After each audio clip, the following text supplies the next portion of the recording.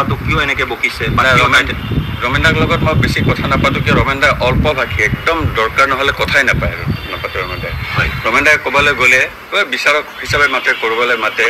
ক'তো কাকো চিঞৰ বাখৰ কৰা মানুহ নহয় নহয় মই ক'লো নহয় ৰমেন দাই অল্প ভাষী কথা নকয় এতিয়া কিবা কয় যদিও সেইখিনি মই শুনা নাপাওঁ আৰু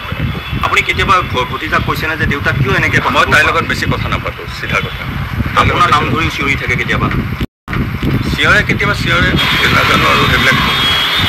দিবলগীয়া বুলি কেতিয়াও কোৱা নাই মই অপ'জ কৰিছোঁ মই চহী কৰা নাই মই কনচেণ্ট দিয়া নাই কাৰণে বন্ধ হৈ গ'ল বস্তুটো হয় মই তাইক মই ঘৰটো আমি থকালৈকে ঘৰটো থাকিব যিহেতু আমাৰ দেউতাই বনাইছিলে ঘৰটো গতিকে ইয়াৰ পিছত আমি ঢুকোৱাৰ পিছত ৰমেন দাৰ মই দুজন আছোঁ ভাই ককাই আমি দুজন যাওঁ তহঁতে তাজমহল বনাওঁ শীশমহল বনাই থাকিবি চাব নাহোঁ কোনেও বনোৱাজনে চাব অহা নাই গতিকে সেইটোত মই বাধা তেনেকৈ দিয়া নাই মই খালি কনচেণ্টটো মোৰ দিয়া নাই ৰমেন বৰুৱা আত্মগোপনৰ কথা নিশ্চয় আপোনালোকে শুনিলে ৰমেন বৰুৱাৰ আত্মগোপন হৈ থকাৰ কথাটো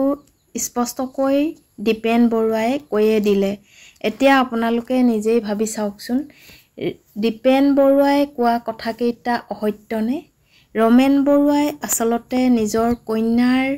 পৰা যিখিনি মানসিক অশান্তি পালে সেয়েহে ঘৰৰ পৰা ওলাই যাবলৈ বাধ্য হ'ল আৰু আপোনালোকে ভাবেনে বাৰু ৰমেন বৰুৱা জীৱিত আছে বুলি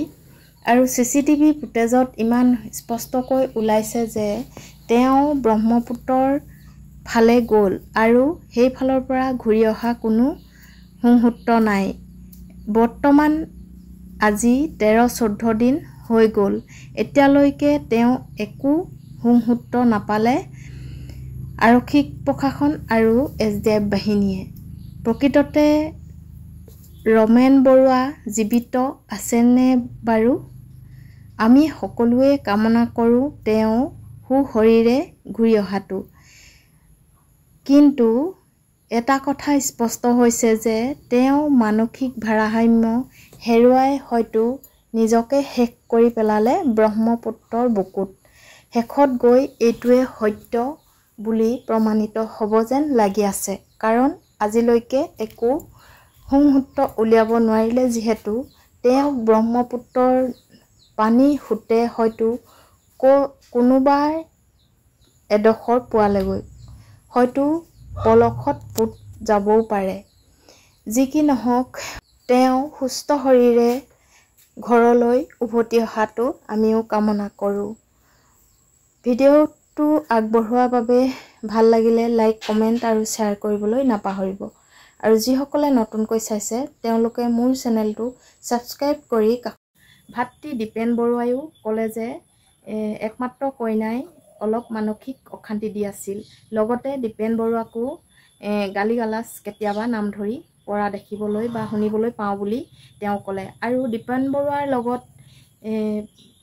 ৰমেন বৰুৱাৰ কন্যা আচলতে বিচ্ছেদ হোৱাৰ পাছত তেওঁ দেউতাকৰ লগত থাকিবলৈ লৈছিল আৰু দেউতাকৰ লগত থাকিবলৈ লৈ দেউতাককে মানসিক অশান্তি দি আজি মানুহজন নোহোৱা হৈ পৰিলে আচলতে মাক দেউতাকে সন্তানৰ পৰা কি আশা কৰিব এনেকৈ যদি বৃদ্ধ বয়সত নিজৰ দেউতাককে চিন নাপালে আৰু তেনেস্থলত তেনেগৰাকী কন্যাই নিজৰ শাহুক কি সন্মান কৰি বা কি হিচাপত তেওঁ একচেপ্ট কৰিব মই এই ভিডিঅ'টোৰ যোগেদি আপোনালোকক এই কথাকেইটা ক'লোঁ ৰমেন বৰুৱানো ইমান দিন কিয় সন্ধানহীন হৈ আছে অলপ হ'লেও আচলতে বিচাৰ কুচাৰ কৰাৰ অলপ হ'লেও উমান পাব লাগিছিল নোপোৱাৰ বাবে আমি সকলোৱে আচলতে দুখ পাইছোঁ এনেকুৱা এগৰাকী সুনাগৰিক সুগায়িকা তেওঁ গানসমূহ শুনিলে আচলতে আমাৰ মন জোৰ পৰি যায় সেয়েহে তেনেকুৱা এজন গায়ক আকৌ দ্বিতীয়বাৰ হয়তো ওলাবও পাৰে তেওঁ সুৰ ওলালেও তেওঁ সুৰ বা তেওঁ নিচিনা হ'ব নোৱাৰে সেয়েহে মই ভিডিঅ'টো আগবঢ়ালোঁ ভাল লাগিলে লাইক কমেণ্ট আৰু শ্বেয়াৰ কৰিবলৈ নাপাহৰিব আৰু যিসকলে মোৰ চেনেলটো নতুনকৈ চাইছে তেওঁলোকে মোৰ চেনেলটো ছাবস্ক্ৰাইব কৰি কাষতে থকা বেল আইকনটো ক্লিক কৰি অল কৰি দিবলৈ নাপাহৰিব ধন্যবাদ